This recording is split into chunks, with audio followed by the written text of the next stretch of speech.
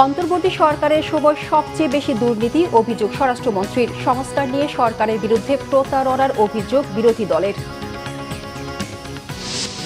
রামপুরের কার্নিশে ঝুলে থাকা তরুণকে গুলি ও দুজনকে হত্যায় সাবেক ডিএমপি কমিশনার সহ ৩ পুলিশের মৃত্যুদণ্ড, ২০ বছরের কারাদণ্ড দুজনের।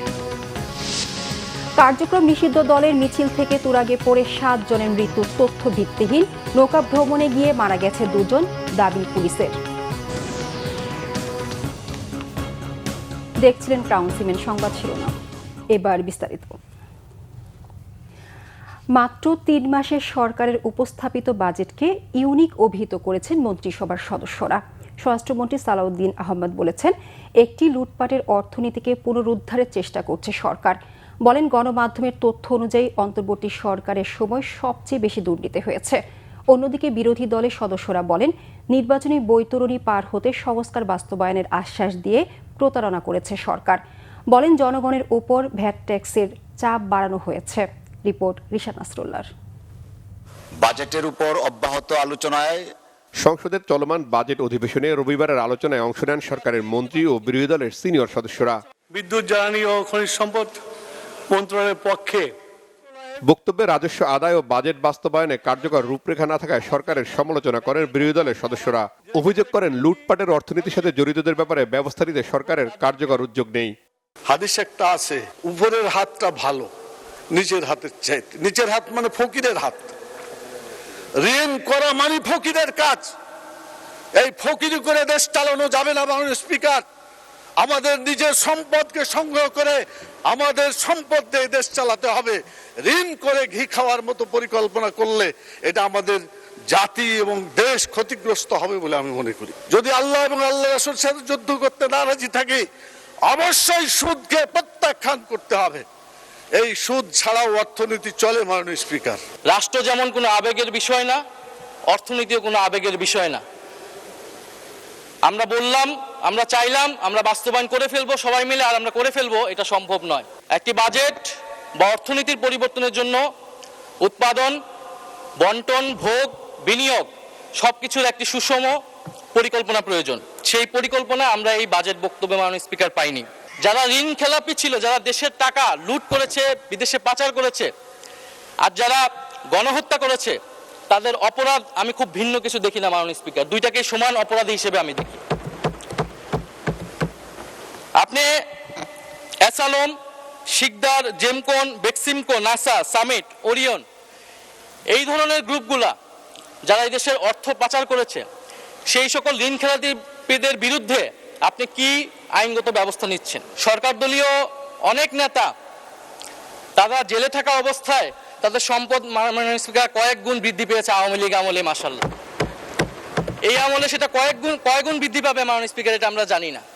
যারা ধান খেতে, পাট খেতে মাননীয় স্পিকার থাকতে হতো, 5ই আগস্টের পরে তাদের জীবনের কি পরিবর্তন হয়েছে তারা তাদের প্রতিবেশীরা মাননীয় স্পিকার খুব ভালো করেই জানে। বিরোধী দলের অভিযোগের জবাব দেন সরকারের মন্ত্রীরা। বলেন, সরকার নতুন বাংলাদেশ গঠনে শিক্ষা ও স্বাস্থ্যকে গুরুত্ব দিয়েছে। অর্থনীতি পুনর্গঠনের সর্বোচ্চ অগ্রাধিকার দেওয়া হয়েছে বাজেটে। এই বাজেট তো শুধু একটা অঙ্কের হিসাব নয় মাননীয় স্পিকার। এই বাজেট হচ্ছে সামনের দিকে এগিয়ে যাওয়ার একটা সিঁড়ি। এই সিঁড়িতে ওঠার জন্য তিনি আমাদেরকে বাজেট দিয়েছেন। এমন একটা বাজেট যা অর্জন করা সম্ভব নয়, এমন একটা বাজেট যেখানে আপনার এটা একটা উচ্চ অভিলাষী বাজেট হয়েছে। মাননীয় স্পিকার, বিএনপি হচ্ছে সেই দল, এই দল সব সময় একেবারে ধ্বংসস্তূপ থেকে উঠে আসা দল।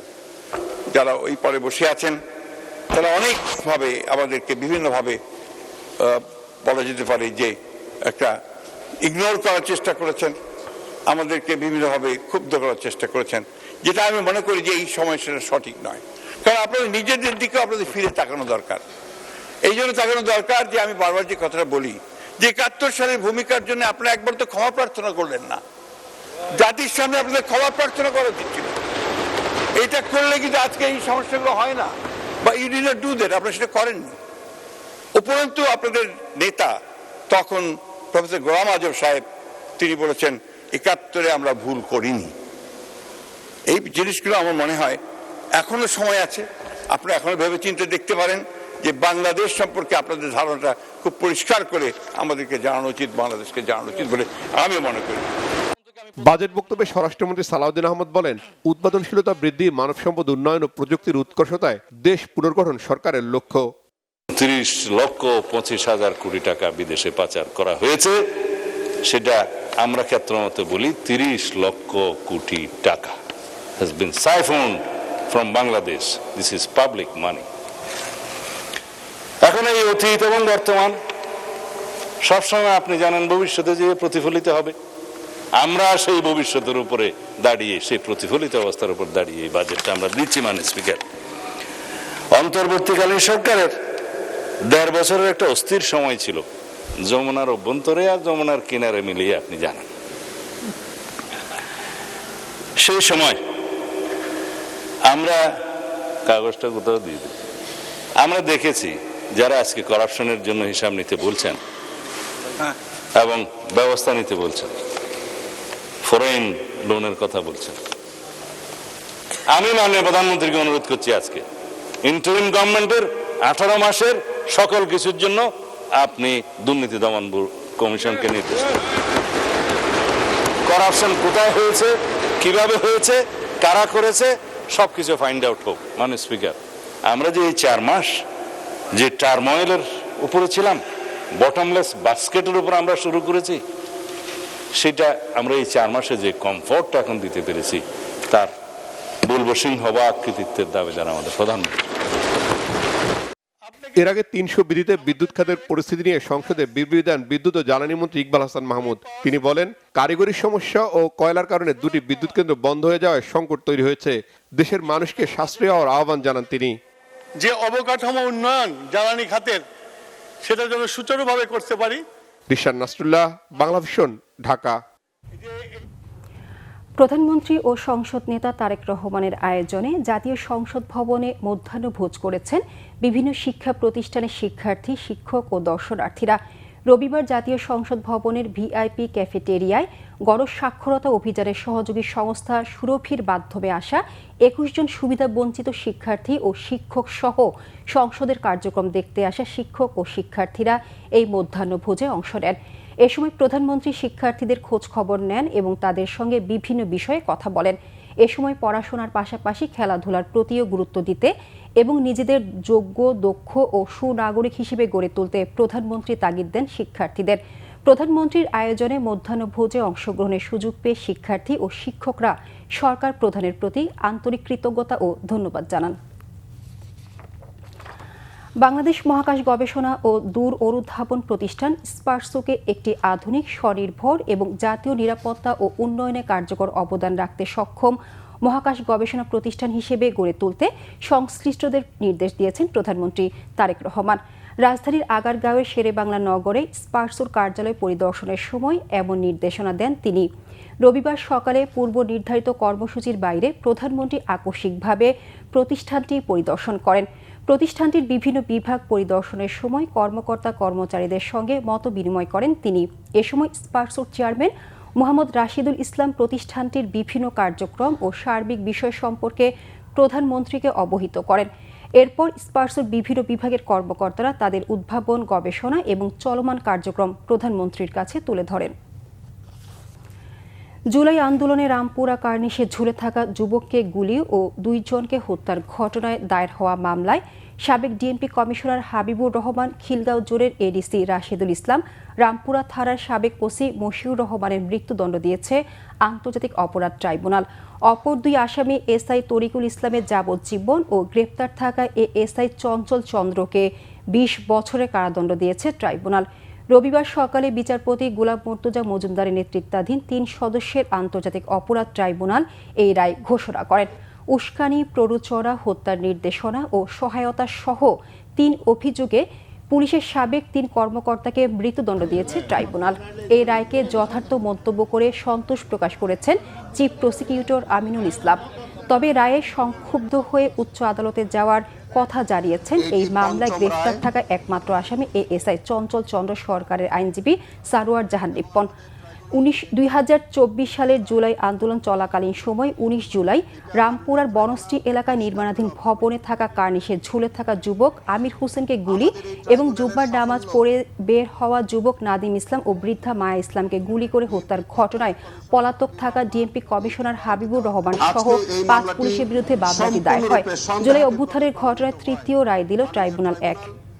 3 জন আসামিকে মৃত্যুদণ্ড, আসামি তরিকুল ইসলামকে যাবজ্জীবন, চঞ্চল চন্দ্র সরকারকে 20 বছরের কারাদণ্ডে দণ্ডিত করেছেন। আমরা এই রায়ে মহান আল্লাহর কাছে আমরা শুকরিয়া আদায় করছি এবং আমরা মনে করি এই রায়ের মধ্য দিয়ে আমাদের শহীদ পরিবার এবং আহত পরিবার তারা ন্যায় বিচার পেয়েছেন বলে আমরা বিশ্বাস করি।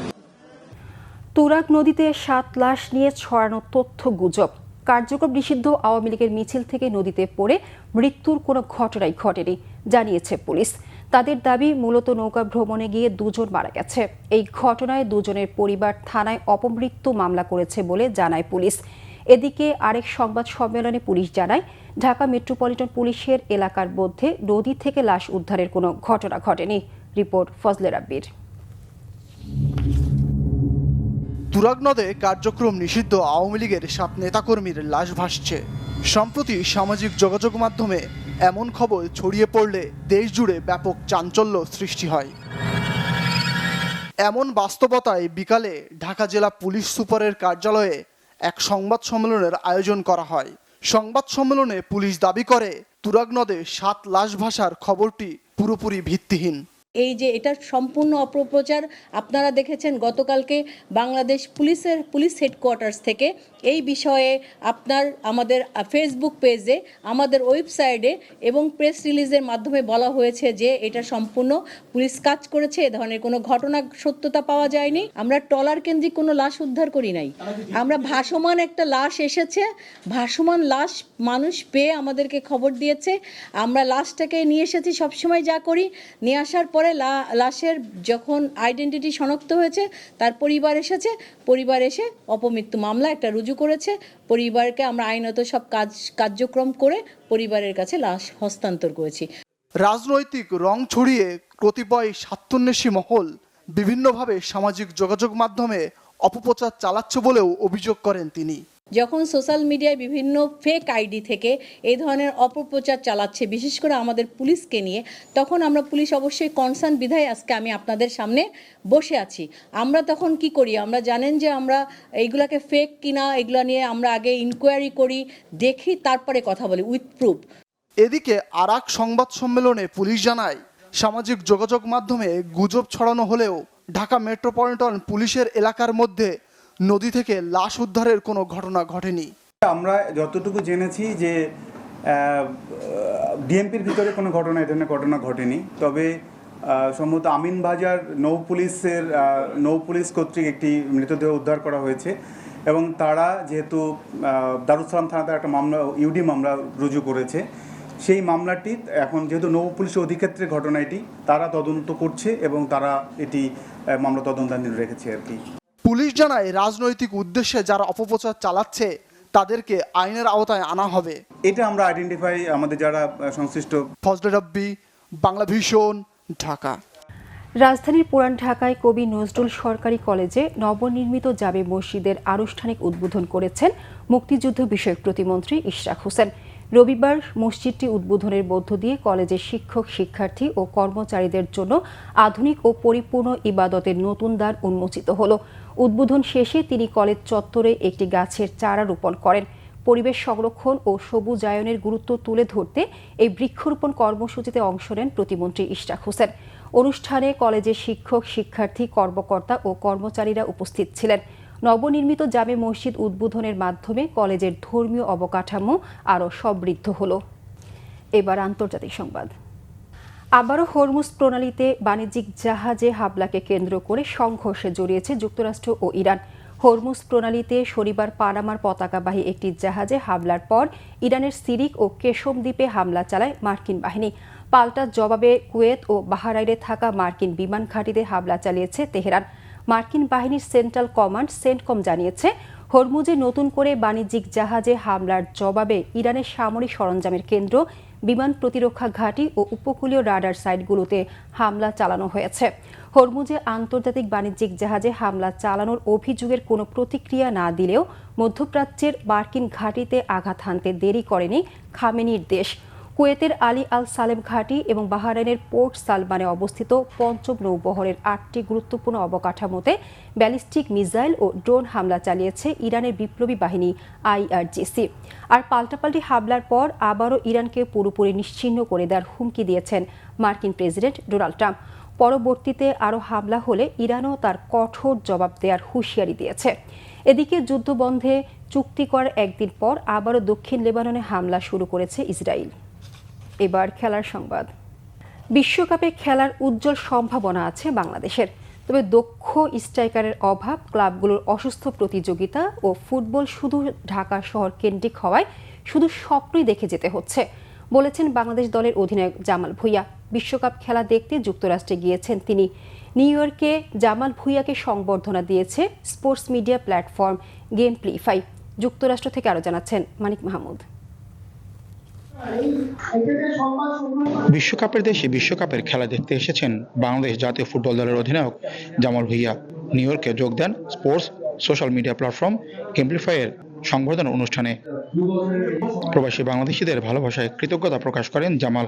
ব্রাজিল ফ্যান, আর্জেন্টিনা ফ্যান, ওরা নিজে ট্রোল করে, প্যান্ডা করে, গালিও দেয় মাঝে মাঝে। সো আমি এটা খুব লাইক করি, আমি খুব এনজয় করি। ব্রাজিলের সমর্থক জামাল হিউস্টনে দেখবেন প্রিয় দলের খেলা। কেপ ভার্দের মতো ছোট দেশ বিশ্বকাপে খেলছে, তাদের ফুটবলাররা নিয়মিত ইউরোপিয়ান লিগে খেলে।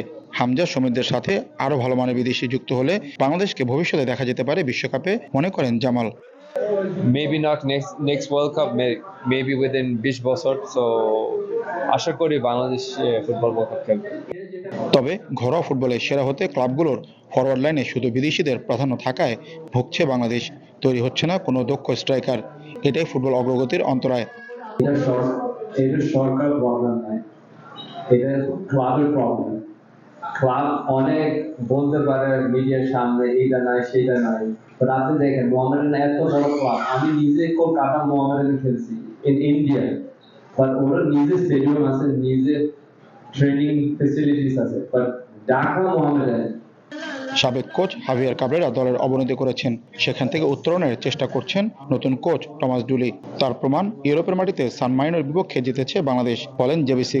আগের কোচ ছিল, উনি আসলে প্রফেশনাল ফুটবল প্লেয়ার ছিল না। So there's a big difference when a professional coach যারা আগে প্রফেশনাল প্লেয়ার ছিল and a coach who never had the experience of playing. So there's a big difference there. বিশ্বকাপে Cape ভার্দেকে নিয়ে বাজি জামালের। বাংলাদেশে দেশে ও বিদেশে আর্জেন্টিনা ও ব্রাজিলের বাংলাদেশি সমর্থকদের অম্লমধুর তর্ক বিতর্ক উপভোগ করেন তিনি। মানিক মাহমুদ, বাংলা ভিশন, যুক্তরাষ্ট্র। সংবাদ শেষ করব ক্রাউন সিমেন্ট শিরোনামগুলো আরেকবার জানিয়ে।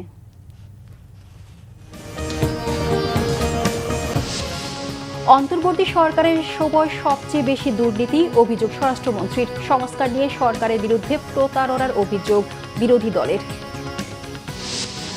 রামপুরায় কার্নিশে ঝুলে থাকা তরুণকে গুলি ও দুজনকে হত্যায় সাবেক ডিএমপি কমিশনার সহ 3 পুলিশের মৃত্যুদণ্ড, 20 বছরের কারাদণ্ড দুজনের। কার্যক্রম নিষিদ্ধ দলের মিছিল থেকে তুরাগে পড়ে 7 জনের মৃত্যুর তথ্য ভিত্তিহীন, নৌকা ভ্রমণে গিয়ে মারা গেছে 2 জন, দাবি পুলিশের। এই ছিল এখনকার মতো। পরের সংবাদ সকাল 10টায়, এর আগে 9টায় রয়েছে নিউজ টপ 10 দেখার আমন্ত্রণ রইল। এছাড়া বাংলা ভিশন সংবাদ ও সংবাদ সংশ্লিষ্ট অনুষ্ঠান দেখতে ভিজিট করুন www.bbnews24.com ও facebook.com/banglavisionnews এবং সাবস্ক্রাইব করুন youtube.com/banglavisionnews। ধন্যবাদ সবাইকে।